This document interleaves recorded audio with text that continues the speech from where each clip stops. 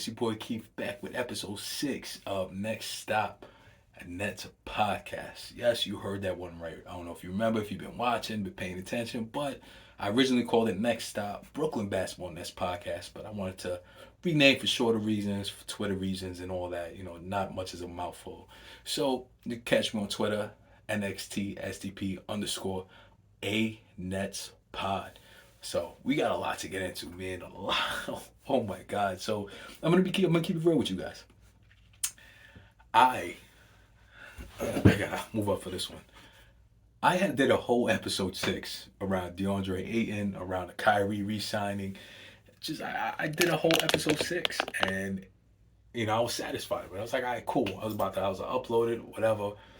And then I got hit with the Woj bomb. Oh my God, I didn't see this one coming.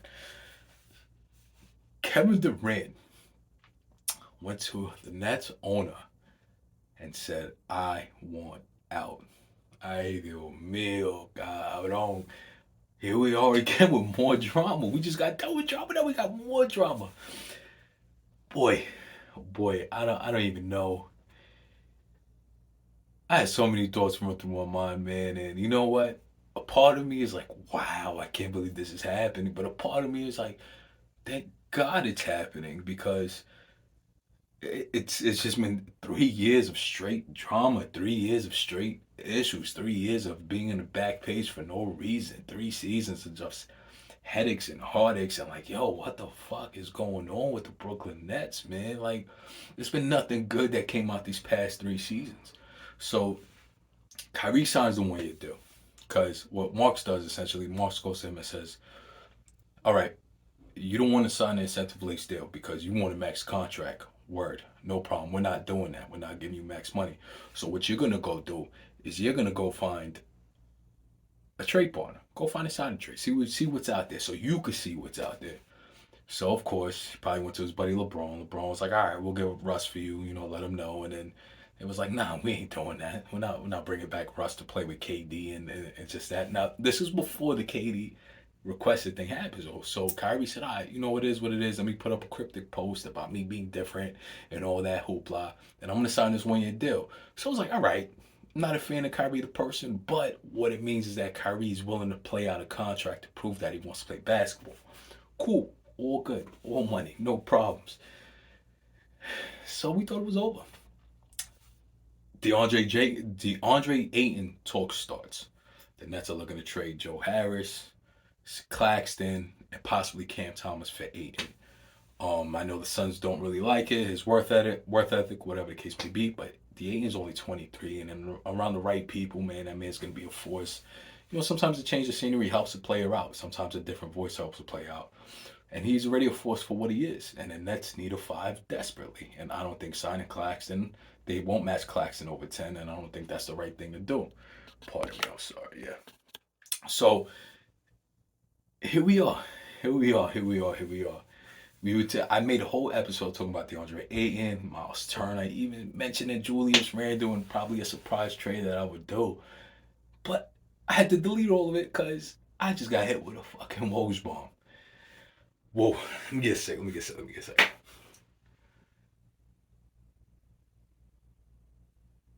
I said, and anybody who knew me, knows me, whatever the case may be, after the Nets went 42-40, right? And after they went 42-40 and they signed Kyrie, marking the end of Russell after his first All-Star game and his like renaissance year for him and him figuring out as a young kid. When they did that, I wasn't a fan. I knew it was pretty. It didn't make sense to me. They brought KD in. They gave him the max. They gave the max to KD when he was hurt. They paid him for a year to be hurt. They looked out for him. They brought their friend DeAndre Jordan in, spitting in Jared Allen's face, my guy. They did that. Then they fired Kenny, my boy Kenny, because Kyrie didn't want to listen to Kenny and they weren't getting along. They bring in Nash, right? They bring in Nash. From Nash, they trade every fucking body. Nash didn't do it, but I'm just saying, after Nash, they traded everybody to bring in James Harden. They traded everybody to bring in James Harden.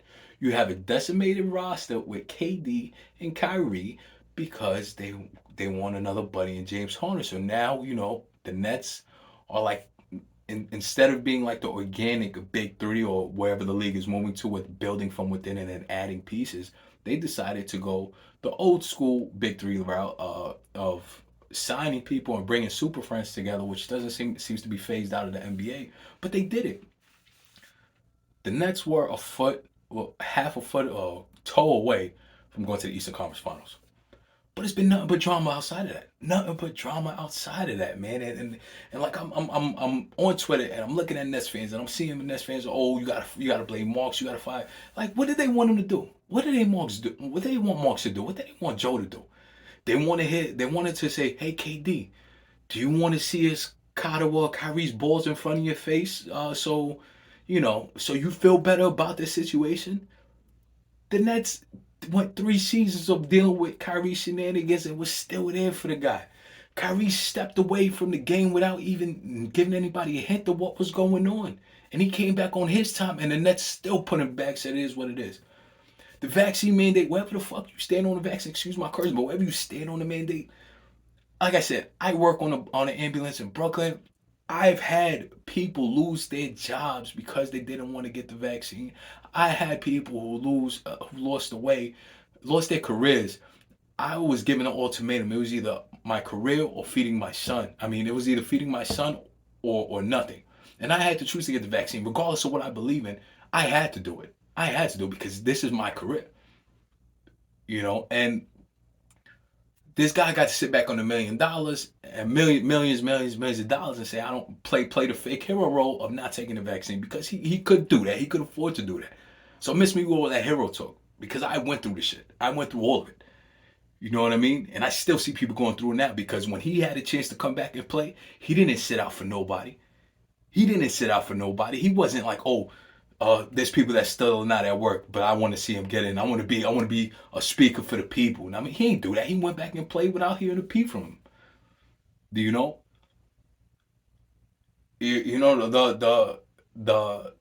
But the Nets have been there every step of the way for him.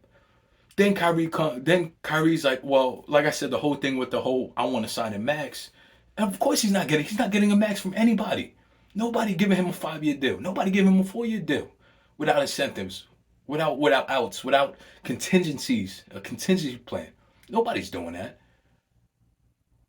But they said just sign the option, let's see how it goes. The Nets traded hard and they got Ben Simmons back to make sure they still could compete. Because regardless of what you want to say about Ben Simmons is a baller. He's just not a shooter. He's not a guy who get a free throw in prime time, but he's a baller at the end of the day. A point forward, I think, is a perfect position for Ben, as he could do things that a lot of point forwards wouldn't be able to do. He'll be one of the better point forwards, but he also made the one. We seen that. The Nets went out and decimated everything to make sure KD and Kyrie were happy. They did everything in there. So how does this fall on Marks? How does this fall on Joe? How? How does this fall on anybody? What? This is a KD issue. This is a Kyrie issue. Kyrie got to figure out. Kyrie obviously don't love basketball like that. It is what it is. Like I said, I call this shit from the jump. KD, I wasn't expecting this from KD. I thought KD wanted the chance to be the alpha dog, to be the guy, to be. Now all of a sudden it's because he wants to go to a winning team with a chance to win, whatever. To me, KD is one of the best scorers of all time that we've ever witnessed. But as far as one of the greatest of all time, when you talk about the GOAT conversation, you got to talk about everything. The one thing about LeBron James, and I'm not a fan of LeBron James, the game, whatever the case may be, and whatever. I'm not a LeBron James stand by enemy. I'm a Brooklyn Nets fan. I just want to throw it out there. I'm not a player fan. I'm not any player fan. LeBron James did it with different squads. LeBron James did it with a Cleveland squad that didn't really have anybody. LeBron James did it, granted he went to Miami. He still went to Miami. He did it with some superstars, whatever the case may be. But LeBron James has shown a knack to do it all over. Yeah, he needed Kyrie in that second stint with the Cavs. But point being is LeBron did it though. You know what I mean? LeBron was able to sit in and be the alpha dog and at least will his team to do it. KD don't want to be the alpha dog. KD want to go to a team where it's made. He wants a Golden State situation where a team is 73-9 or whatever. Yeah, 73-9, and is a piece away. That's what KD wants. That's what KD. Shout out to him. Shout out to KD.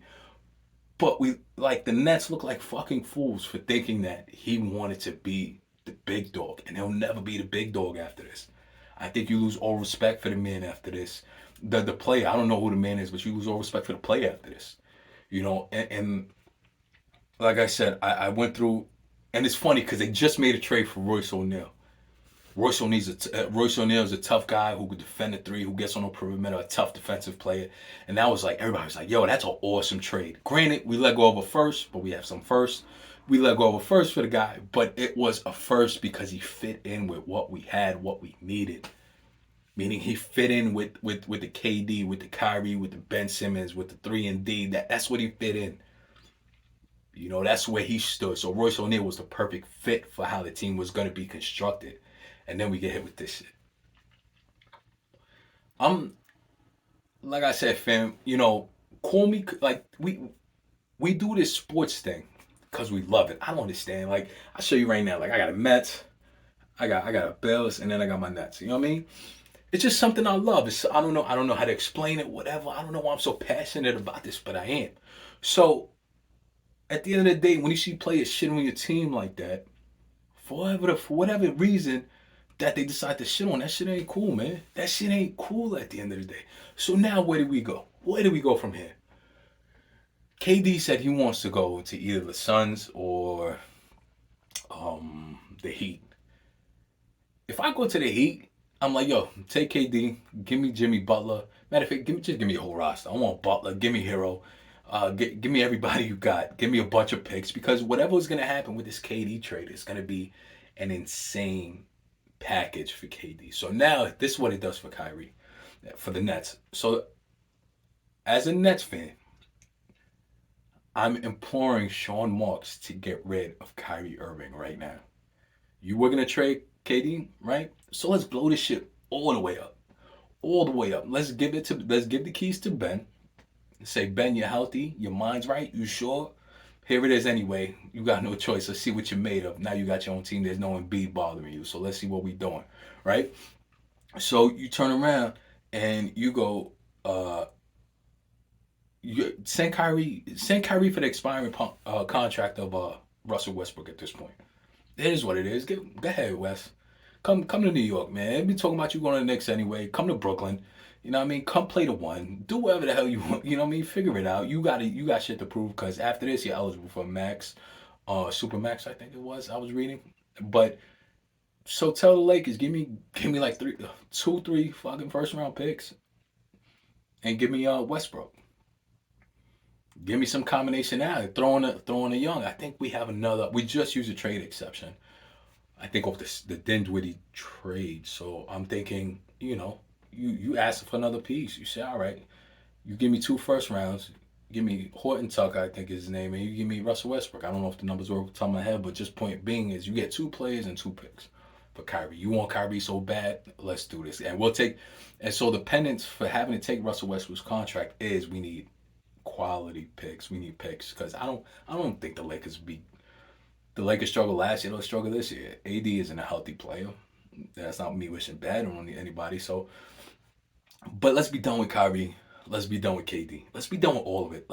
I'm so over all this shit, and I'm astounded. I am flabbergasted by the amount of Nets fans that are blaming Marks and Joe for this. How do you blame the guys who did everything that KD and Kyrie wanted because of a whole mandate? You know who had to go through the mandate? Every other player in New York. Every other player in New York. The Knicks had to go through the same shit the Nets went through. The hockey team, the Rangers, the Islanders, the Rangers, Islanders had to go through the same thing. The Buffalo Bills had to go through the same thing.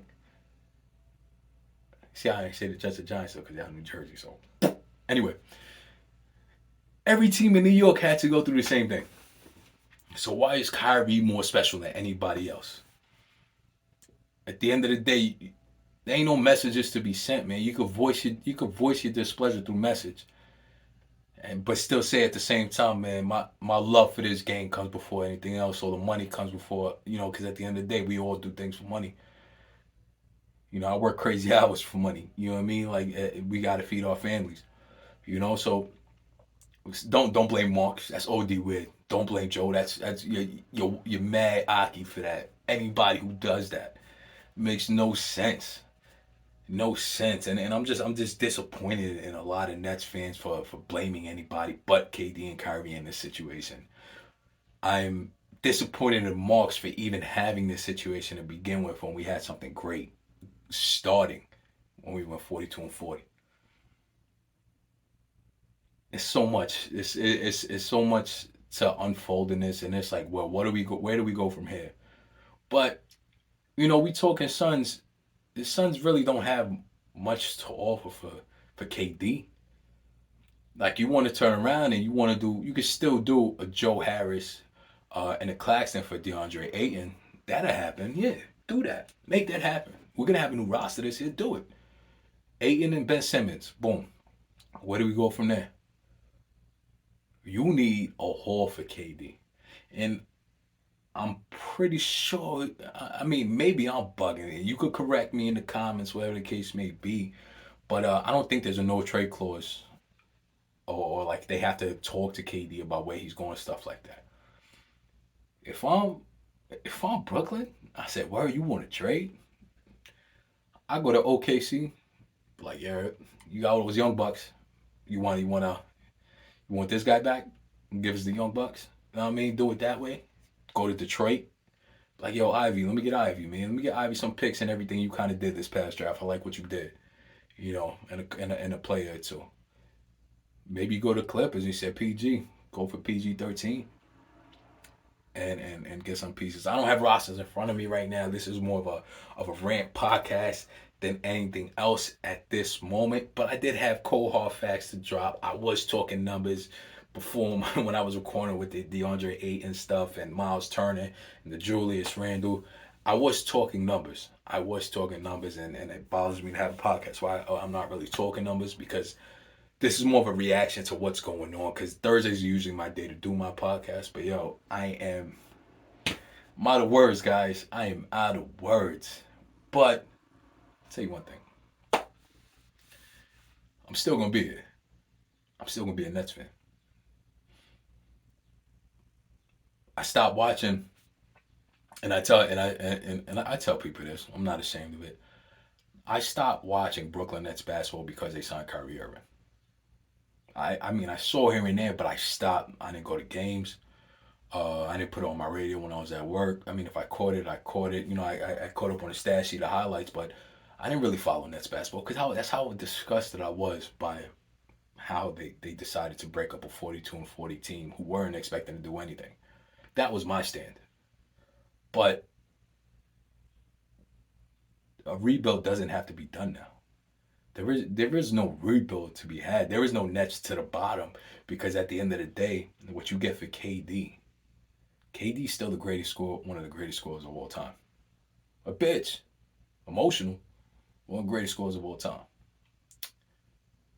What you get for KD shapes your future for the Nets.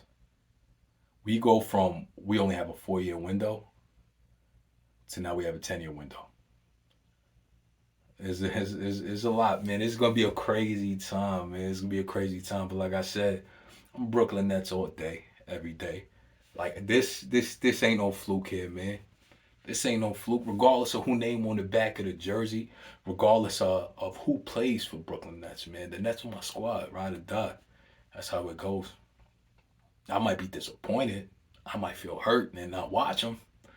But with this, I'd want to watch him even more. I'd want to go to every game because now I get to enjoy the process without the drama. I get to enjoy the games without the drama. I get to enjoy a team without the drama. And who knows? Maybe KD ever send this shit and this podcast will be all for nothing.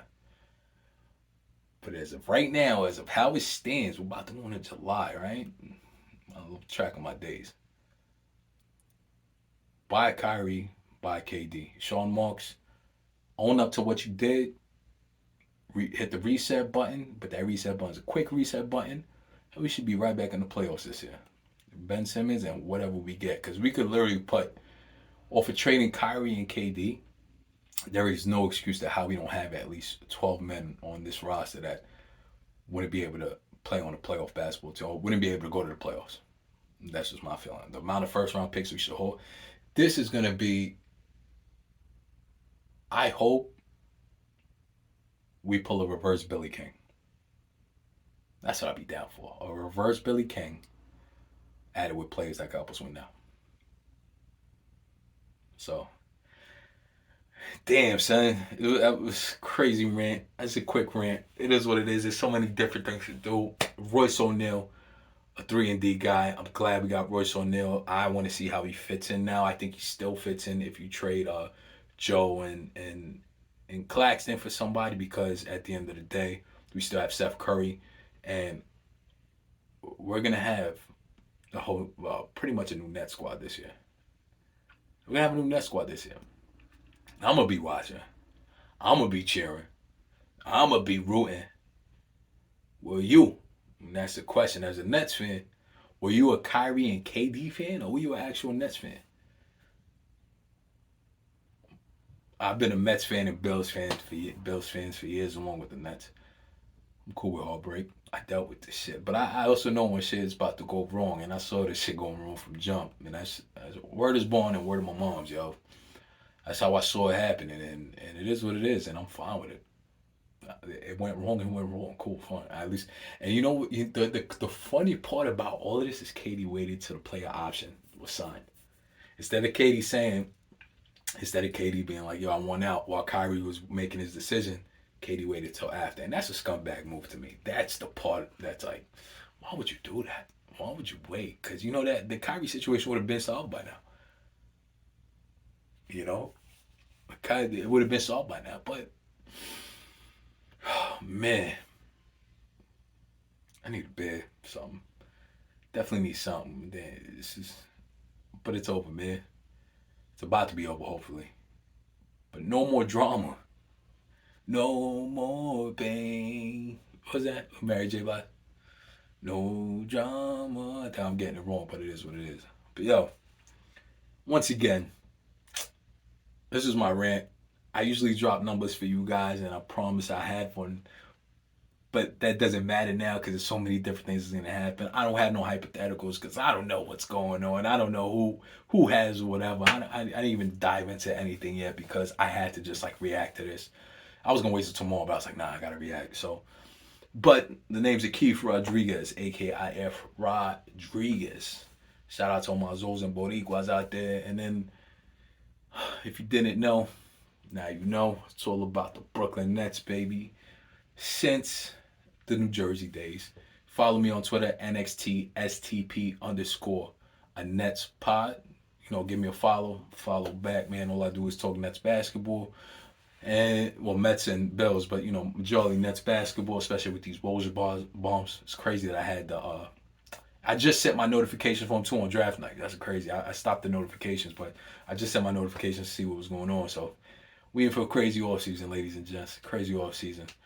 If you like this, hopefully if you want to join, let me know. I'm always down for the episode of any team, you know, just talking any team, just talking hoopla. But there's a lot of net stuff to talk about now. Before there really wasn't with the waiting on the Kyrie, but here we are. So hit the like, hit the subscribe. Share me with your peoples. Tell your people, share me with their peoples. Tell their people, share me with their peoples. And let's build this podcast up together, baby. Once again, the new name is Next Stop, a Nets podcast. One love to all y'all out there. And remember, Brooklyn, let's go. All that good, that's what we call it.